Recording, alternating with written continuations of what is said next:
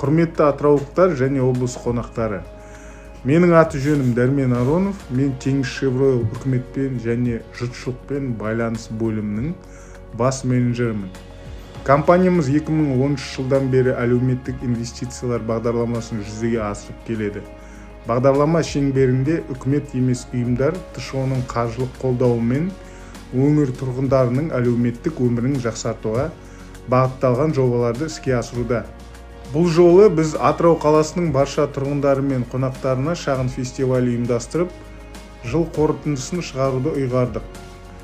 Бағдарламаға қатысушылар атқарған жұмыстары мен қол жеткен жетістіктеріне тоқталып, өз жобаларын жүзеге асырудағы жүріп өткен жолдары туралы әңгімелейтін болады. Шара қонақтарын түрлі шеберлік сабақтары күтуде.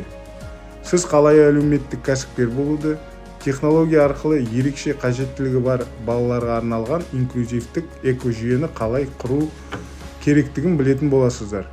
Сондай-ақ Ерлан Құмысқалиевтің сабалақ дәрігерлермен танысуға да мүмкіндік туады. Өзіміз тұрып жатқан және қызметімізді жүргізіп отырған аймақтың әлеуметтік жағдайы ТШО үшін өте маңызды.